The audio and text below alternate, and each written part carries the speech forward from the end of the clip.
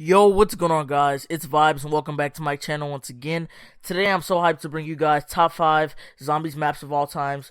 Now, these maps are mostly opinionated, which means that I picked these maps basically off the maps that I've played. I've played every single zombies maps that ever came out. The first time I've ever played zombies was on WAW at War. And speaking of WAW at War, that's gonna be my number 5 spot. Today for my number 5 spot, I have the first ever zombies map to ever come out.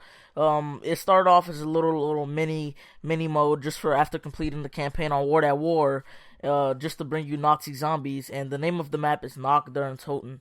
Nacht Der Untoten is the most simple map ever brought out on Call of Duty Zombies. And when Treyarch first brought out zombies, it was mainly intended as just a little small bonus, for after completing the campaign. Very similar to arcade mode in Call of Duty 4 after you beat the campaign. It was just something to reward you for completing the campaign. And little did they know that this series was gonna blow up to like a huge phenomenon. And zombies is actually the reason why a lot of people would buy the game, including me. So the reason why Nog got placed number 5 on the spot is because this is the map that started it all. It's the most simple map ever. Put on Black Ops 2. I mean on Zombies. I apologize. It's just so simple. There's no the only special thing there is the mystery box. There's no perks. There's no complex system. You can't leave the building. You're trapped in. It's very really balls to the wall type gameplay, and it would be higher on my list, but unfortunately, obviously, if you're trapped in a small building, it will get very repetitive. But at the same time, this is the map that started it all. This is the first map I ever played, and this is what made me fall in love with zombies, and that's why it deserves the number 5 spot. Alright, for my number 4 spot, we have Kino Der Toten. Kino Der Toten was the first map to be brought onto Black Ops 1. This was the first map to be brought after Nacht Der Untoten, when Treyarch actually decided to make Call of Duty Zombies a real series, since so many people fell in love with Nacht Der Untoten. And the reason why Kino deserves the number 4 spot, because this map was amazing. They did everything right. This was the first. They didn't really have that power bullshit that they have in Black Ops 2. It was very simple. You're with your friends. You get out. You get jug. You get the pack a punch in a very easy. It wasn't too complex. You didn't have to get any parts or anything like that. You have to turn on the 2 power switches and you're good to go. They had perks. The map was medium sized. You could go to the theater. There were many training spots. The map was just amazing, and it definitely deserves my number 4 spot. For my number 3 spot, we have Mob of the Dead. Everybody knows this map is amazing, and the only people who I know who do not like this map are people who thought it was too difficult, and that's the whole reason why I placed it on this list, because of the difficulty, because of the challenge. Zombies was actually intended, to bring you a challenge, and I think Black Ops 2 definitely failed with that. In the Black Ops 1 or in the War at War Zombies, it was a lot more challenging, with maps like 5 and such, and I feel like Black Ops 2 didn't really recapture that, because a lot of maps were easy. And Mob of the Dead definitely, brought back that difficulty to zombies, because you had the 4 new characters, exciting story, with the sick trailer and the amazing backdrop and views of the prison and stuff like that, with the hanging bodies, the prison cells, all the different things you could do. They brought the new weapon with the Blundergat, which you could actually upgrade to make literally the best weapon on the map. They had the Ray Gun Mark II. They had all these different guns. And Mob of the Dead is a huge map. Definitely one of the biggest maps of zombies of all time. There were a whole bunch of different places you can explore. There were multiple training areas, to make it to crazy high rounds. The highest I've ever made it on Mob of the Dead was 58. Yeah, that's right, guys. That map it's insane, and it's definitely a lot of fun. It does not get repetitive. You can play that map, a billion times in a row, and not get bored. Because there's just so many stuff you can do, so many new ways you can actually approach the game, and that's why it deserves my number 3 spot. Number 2 spot was definitely hard to place number 2, because this map was definitely I really want to tie it for first, but you guys will see first when you see it, and why I picked the number 1 spot. This map, the Reise, is amazing.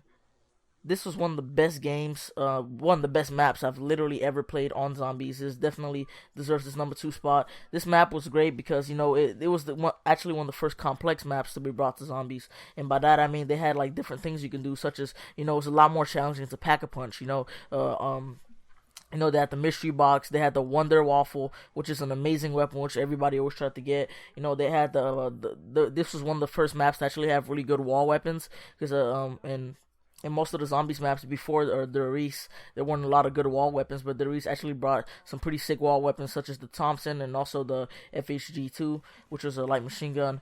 And I thought this map was fucking amazing. There's a lot. I could go on forever about this map because it is so good. You know, just they did everything perfect with this map. They didn't have any shitty, you know, dogs or crawly things that came in like after like 7 rounds. You know, they didn't have any like crazy boss or anything like that. All you have to do is just play zombies, get on. It's just classic zombies, and it was amazing. And there were like so many training spots. It was literally insane. And this is definitely one of the most challenging maps on zombies. Before I go into the number 1 spot, I want to show you guys my honorable mentions. And my honorable mentions, these are the maps that almost made it on top of the list, but just couldn't, due to the fact that they were either too easy or just too stupid. Well, the one of my honorable mentions is Buried. Buried is an amazing map. God, it's definitely one of my favorite maps. They had the bank and all that stuff. You know, they had Leroy, who was definitely a big part of it. But because they had all those things, it was just too easy, guys. Buried it's too easy, and you know, it's just like anybody could get on and play, you know, and play Buried. My mom could like grab a controller and actually make it to like round 50 on Buried. It is literally retardedly easy. You can like just hop in, go through the tunnel, get like 25k out of the bank or something like that, and then you're good. You're set for the rest of the match. You could go pack a punch, go into the witch's house, you know, get a ray gun. You could actually get Leroy to place the box in one spot without him moving it. You know, there were so many opportunities. You had to make Buried easy. You could actually go get Leroy to do. Leroy is basically the captain of this map. You know, he without Leroy you cannot do this map. I think if they would have took Leroy out of Buried, it would have been a lot more challenging map, and it would have probably made the list. My second honorable mention is Ascension. Ascension is also one of those maps that is also great. Definitely one of my favorite, you know, maps to play. But it was too easy, you know. Ascension, it was just way too easy. You know, there was no challenge to it. Very similar to Buried. You can get on, you know, and get like rack up money really quick, and then turn on the power, and you were good to go. There was no like really challenge in turning on the power. You just turn on the power, you hit box a couple of times, get a like insane gun, and after that you're good for the rest of the game. There was like the map was so big that you could actually train anywhere. There was nowhere in the game that you could not train. It was literally too easy. And for my last honorable mention, we have Moon. Moon was also a great map, but unfortunately, it was stupid. The map was retarded. It was one of those, I would only play Moon if I played every other map, and I was like crazy bored, and I just want to have a new experience. Moon was so bad because, you know, they had, they fucked up with the little gravity shit that you had to do. I get that it was on the moon, but at the same time, I really don't think they should have incorporated that into it. You know, you have to get the little mask. If you took it off, you would die. And my number 1 pet peeve about Moon was the boss. The boss was so stupid. You couldn't kill him, and if he grabbed onto you, he would get you down, and I think he would also take one of your perks. I haven't played Moon in a while. I do have the map, but I don't think I will ever be revisiting Moon anytime soon. But it was still one of those maps that was definitely fun to play with friends because it was so large. There was a lot of different stuff you can do, and that's why it deserves an honorable mention. For my number 1 spot, we have the best map, in my opinion, of all time. I don't care what anybody says. Origins. Origins is the best map of all time on zombies. I could go on for hours about how good this map was.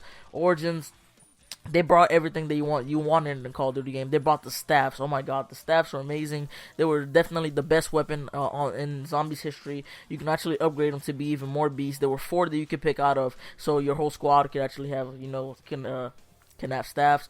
You know, they brought the new light machine gun. They actually had a challenging boss who wasn't retarded. They had the, you know, the Panzer a soldier who was actually a challenge for you to beat, unlike, you know, the other bosses that they had, you know, in zombies, like the dogs and shit. Those guys on shit, and they actually reward you with max ammo. Unlike the Panzer robot, who literally rewards you with absolutely nothing.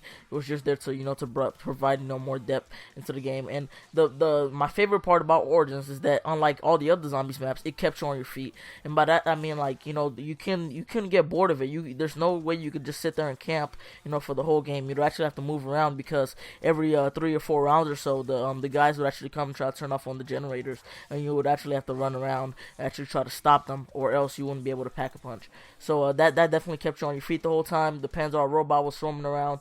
They had the huge robots stomping around the whole time to actually, you know, keep your mind right, so you can't just camp in a little dirt and all that stuff. They had crazy training maps or training areas, but with the mud, you definitely got slowed down, and there weren't too many areas to train on. Origins, it was definitely the most challenging map of Zombies, and this map definitely made me re-fall in love with Zombies once again. So I hope you guys enjoyed this video. Hope you guys agree with my top 5 Zombies maps of all time. If you don't, then put in the comment section what you think is the top 5 Zombies maps of all time, and why you disagree with my list or why you do agree with my list.